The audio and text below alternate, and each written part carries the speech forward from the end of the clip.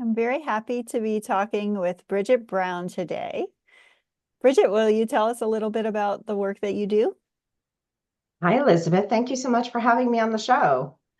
I have a little company called Story Matters, and I coach and teach keynote speaking and public speaking in general. So I work with people who are needing to overcome a fear of speaking in public, but I also work with people who are looking to get out on the speaking circuit, um, looking to just be better at standing up in front of people and telling a great story in their workplace. And I'm very much how do I say this? Um, Teach a person to fish type person. So Mm, when you come to me to get coaching for a speech that you're doing, I will give you the tools that you can replicate in the future. Although I do have a lot of clients who come back to me and say, hey, I need to put together a new speech. And therefore, I take them back through the process mm, and I become a great sounding board for that process. mm, I often say to my clients and formerly my students, because I taught and coached public speaking at Washington University in St. Louis in the School of Engineering. So I often say to them, um, we know stories because we communicate in stories as human beings from the time that we're young. mm, We know what makes a good story and we know when a story is not good. We just don't always know the difference. And mm, so the thing that I bring to the table is helping you to craft the story that you're trying to tell so that it's compelling. I often introduce myself, Elizabeth, by saying, have you ever been to a conference where you saw a keynote speaker and you couldn't remember what they said 2 minutes after they walked off the stage? And I mhm, solved that problem. mm. So I actually had one person who said to me no when I asked her that question, and I thought, okay, one of two things is true. Either you've never been to a conference or you're lying to me. So, or Or you went she's the to person giving the talk. right, right. Or you went to one conference and that happened to have a great keynote speaker. Mm, So that's what I do. I've coached 6 TEDx talks, and I love to work with people who have complex messages. mm, So anybody in the field of science, engineering, technology. I've worked with a lot of data scientists in the mm, past. Very highly left brain people who want to include all the details, mm, but as you and I know, Elizabeth, you can't do that when you tell a story. mhm, So that's what I do. And mm, my superpower is that I always know that somebody's got a story in them. And so I have a methodology that I've developed over the years for finding ways to pull it out. mm, And then I hear things that they don't hear. So they'll say something and I hear it and I'm able to transpose it into words that make it more compelling for them. I don't mm, write speeches, but I help you to craft, create, and deliver yours. mm. So, what are some ways that people can get clear on their story? Well, the first thing is why are you telling it, Mm, right? Here's the thing about stories. We use stories to connect. mhm, You and I met a month ago or so, and we spent 30 minutes or whatever on a call, and we probably told each other, 3 or 4 stories mhm, during the course of that time, because that's how we learn about uh, someone else. If I had just, if you and I get together in a cafe and I'm late and you're sitting there and you're like, geez, this lady is late. What is the deal? And I walk up and I say, oh, Elizabeth, I'm so sorry that I was late. You're never going to believe what happened to me. Are you engaged? You're mhm, poised and ready for the story that's going to come because that's how we connect. So, because we connect that way, we use stories for that purpose quite often. Mm-hmm. When it comes to things like um, storytelling within corporations, like a CEO who needs to tell the story of why, what the mission is, Mm, that's a strong why, right? mm, When it comes to somebody who's doing a keynote speech, if there was a theme to that particular conference, if there was a reason that people should um, that they want people to know, do, or be something, that's the why. And mm, finding that out is really important. mm, Um, Obviously, there's different types of storytelling. I coach moth style storytelling mhm, as well as keynote speeches. And I'm a playwright and I've written screenplays as well. mm, So, and even when you do that type of art form, there's a reason that you decided to tell the story. mm, The story could be funny, the story could be farcical, but there's a reason you decided to tell the story. mm, And so knowing what that reason is the most important thing to get people started. mm. And when you do, people usually come in with a clear idea of, oh, I want to get on the Moth stage one day, or oh, I want to be a TEDx speaker, or oh, I need to speak in front of this group. Is it a very clear reason why they are coming to you for that end goal in mind? Generally speaking, yes. Mm-hmm. They may already have been out there. The very first client I ever had, she was very well known in the healthcare industry, and she did a lot of speeches, but she felt like her speeches didn't get any traction. Mm, And when I had her do the speech for me, I realized that the speech wasn't getting traction because it was all about the data and it mm, wasn't about the human side of the data. Well, if we're not talking about the human side of healthcare, what are we doing? mm, mm, And so when we switched the speech around and we had like a purpose for why she was giving the data and telling the story, like she started getting people coming up after her speeches and making compliments, and it just helped her immensely. mm, Um, Oftentimes the people that I work with are like her because they've given speeches before, but something's missing in the mm, way that they're telling the story. Sometimes if they're personal coaches, they um, they want to get up and speak because they see it as a sales pitch. But there's a big difference between a sales pitch and a mm, and a speech. And a sales pitch has to have a story to it. There has to be I need an emotional charge in order to buy what it is that you're selling.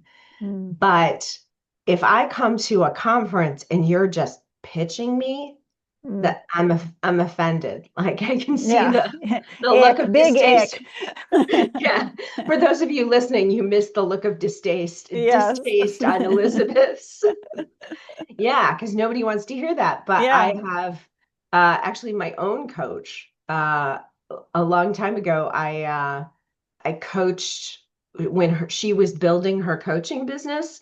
I coached a speech for her, and she had been doing kind of the salesy pitch type thing. And I started asking her questions about how a point in her life when things changed for her. And she told me this wonderful story. And I'm like, why aren't you telling that story on a stage? And she was like, about me standing at my sink in an ugly yellow bathrobe. I'm like, hell Hmm. yeah. And Hmm. so she did, and suddenly her practice was full. Mm. I love that you help people realize the power of their story Yeah, and then it makes a difference because it does. Because I it often does. am, often people come to me because they are writing a nonfiction book. Sometimes they're hesitant to talk about themselves in their book. They want to just get to the, oh, here's the things I've learned and here's how I can help you. And I always say, you cannot skip over the story.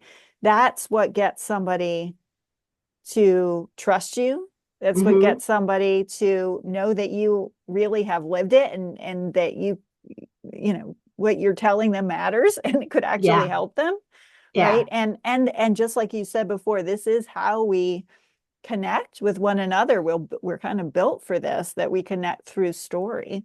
You can't skip over Yeah. that. You just have to be cautious as to what you're putting in about yourself and when. So Mm, here's a couple of examples. Um, a client of mine invited some of her local consultants, because I also do e-learning and communication work, mhm, and to a Chamber of Commerce event where one of her other consultants was speaking. And mhm. he spent the first part of the speech giving his resume. Eee. Another disdainful face. Yes, another disdainful Another face from ick. Elizabeth. If you're not watching this on YouTube, folks, you're missing out. Um, and Oh. and I was just like, oh, dude, that's not what you came here to do. And you just did it. And it was Mm, funny because like a year later, I was talking to one of um, the women who runs the chamber, and that speech came up, and she said, "Was that what was wrong with that speech?" I said, "Yeah." Like she knew again, she knew something was wrong, but she couldn't put her finger on it. mhm, But here's the flip side of that. One of the TEDx's that I coached is about grief. Highly recommend it. mm, Teresa Coble, Coble, if you want to go to the TED site and look it up. And Teresa gave this great speech about how we as a country do not do grief well. mm, We have tragedies, mhm, we have things that ways in which we have treated other fellow citizens badly and throughout the history of our mhm, country, Native people who've been run off their lands, et cetera, et cetera. We build monuments, but then we don't but then we move on. mm, And that we need to find better ways of grieving together. mm, And then she talked about losing her daughter, mm, right? She mm, didn't, she had to frame why she was giving the speech at the beginning, which is that mm, she's a professor who helps people at national parks and at museums mm, to uh, create learning programs. And that's what mm, she does. So that's why she's, an expert in this field. So mm, she had to talk about that. I do this, but it mhm, was I do this, and here's what I know, as mm. opposed to I do this, and then I did that, and then I worked with this person, and then it right. Right. That's a huge difference. But Mm, we find out that she has insight into grief because of mm, the grief that she experienced with a very tragic sudden loss. mm, So um, it's knowing when to mm, use yourself. Now, oftentimes in keynote speeches and TEDx talks, you are telling stories of what you experienced and what you learned, and you're telling many of them. mhm, So, two of the more recent stories that are keynotes or TEDx's that I did um, were about here's how I screwed something up in one mhm, case, and here's where I became determined to fix it, and here's mm, how I fixed it, and here's the success I had, and you can do that too. mhm, The other one, which was just went up in the Seattle area in November, she's a Instagram influencer named Catherine Grace O'Connell, who's an aging influencer. mm, And Catherine talked about the fact that she had, for 10 years, gone with undiagnosed Lyme disease.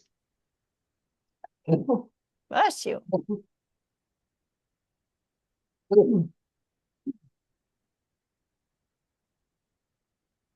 I tried to pause so you can edit that out. Yes. I always sneeze in threes also. You sometimes with me it's four or five, so you got lucky. Um, and the undiagnosed Lyme disease had her like she had to have some of her colon taken out. It had gone to her brain, Mm, and she was just in a state of giving up on life, mm, and how she completely turned that around, mm, and the relationship to trauma that she had. And so, but her whole brand now is about, you can do this. You can live, a mm, vibrant life mm, beyond a certain age, et cetera, et cetera. And she had just always wanted to tell her story. mm, So, and her story is incredibly valid mm. because, man, she literally had a near death experience. Oh,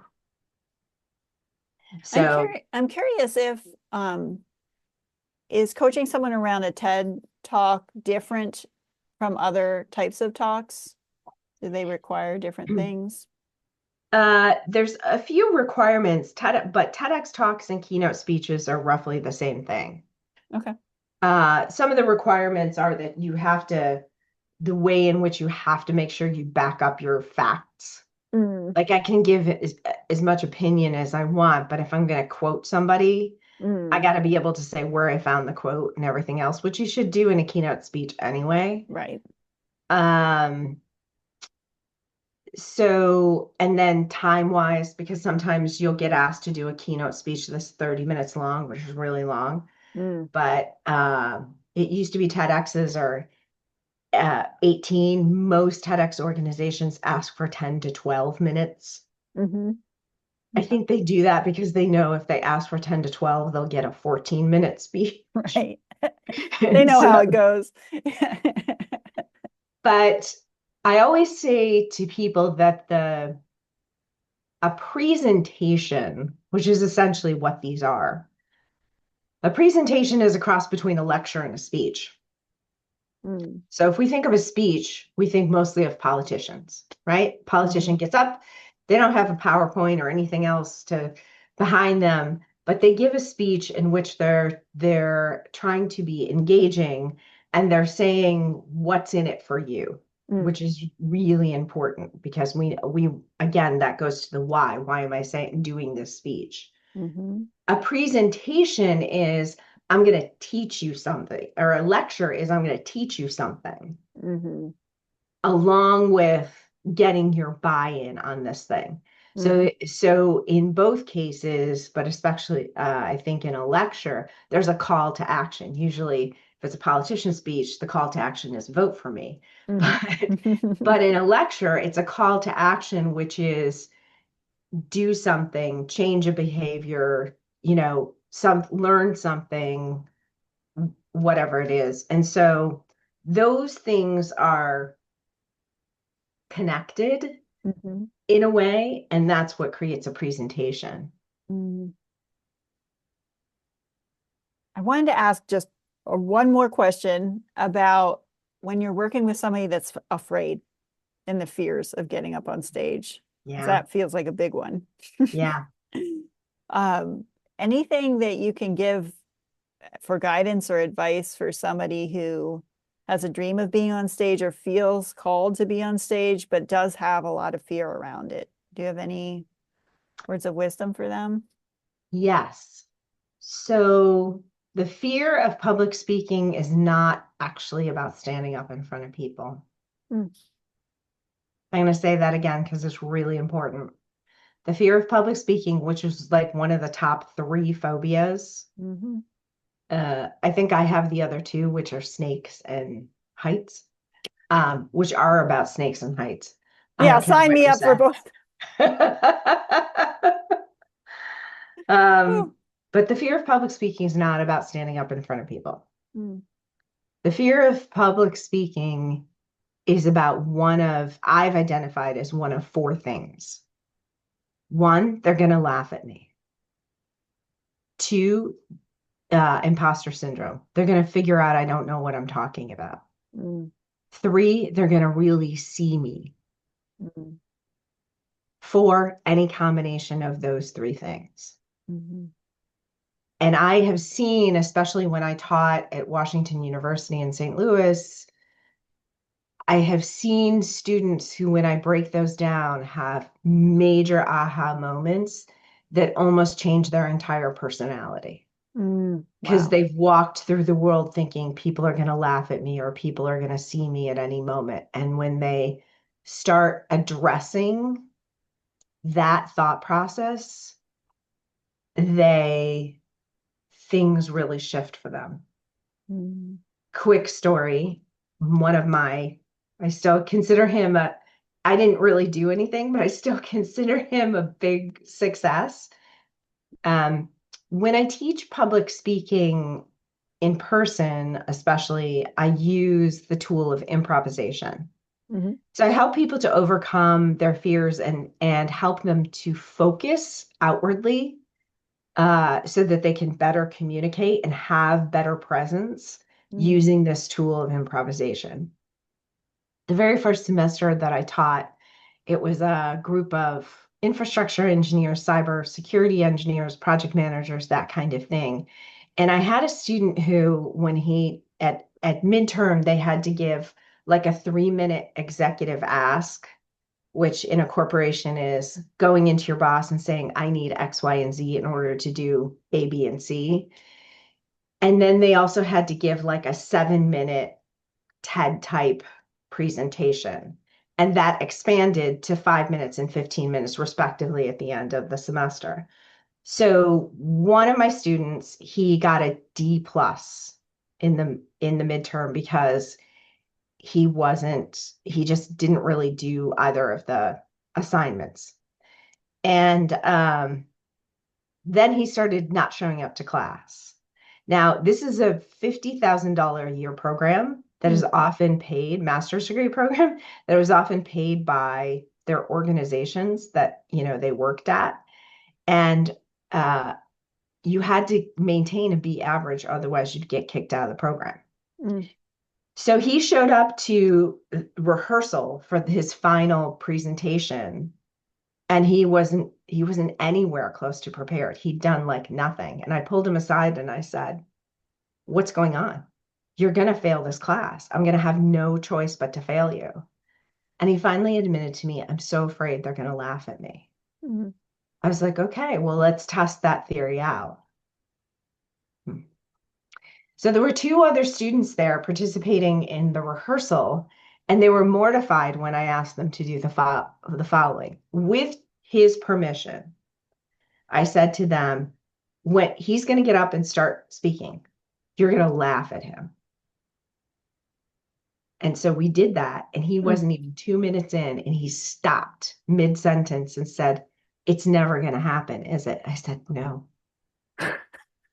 I said, "The Yeah. worst that's going to happen is they're going to look at their cell phones or they're going to read something else, but they're never going to laugh at you." Mm. He became a different person. Wow.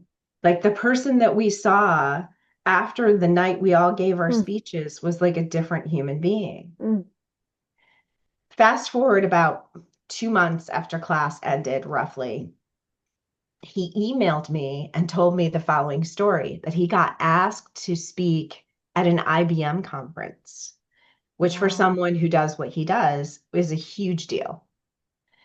And he said, me being me, I of course said no. But then I thought, if I actually applied what Bridget taught me, I might be able to do this. And so he did. And Mm, IBM offered him a job. wow. So he goes Amazing. back to his company and he says, I got this job for a lot more money at IBM and I'm going to go ahead and take it. And his boss says, "Whoa, how much? What do I have to do to keep you?" Mm, So he throws out this number that's like his salary plus um, his wife's salary, who worked at like Payless Shoes or something like that. And his boss says, "Okay," which means now his wife can stay home with their daughter. mm. And he got a promotion. That's amazing. And he was like, Oh. "Thank you, thank you, thank you." And I'm like, "Dude, all I did was like point out some facts. That's all I did." but life-changing shift. Yeah. So one of the reasons that my company, Elizabeth, is called Story Matters is because some of the most powerful stories are the ones we tell ourselves. And he had been telling himself this story of unworthiness, Mm-hmm. this story of what he couldn't do, what he wasn't capable of for a Mm-hmm. long time. And he's been at that company. He was at that company for 15 years. And then I just saw on LinkedIn that he got like a better job at a different company and left. Mm-hmm. And so, but he still keeps in touch with me. Like every once in a while, he'll shoot me a message on LinkedIn and said, I was just thinking of you the other day because I was coaching someone to tell the story in a certain way or whatever. So he really learned not just the power of the story that he was telling himself, but the power of the use of stories Mm-hmm. in organizations. Mm-hmm. Thank you so much for coming today and You're talking with welcome. me and sharing all of this. I know it will help our listeners. What is a way that they can connect with you? Yes, thank you so much for asking. So my company is my web company is Story Matters. My website is Story Matters Company, COMPANY.com. And you can reach me at Bridget at storymatterscompany.com.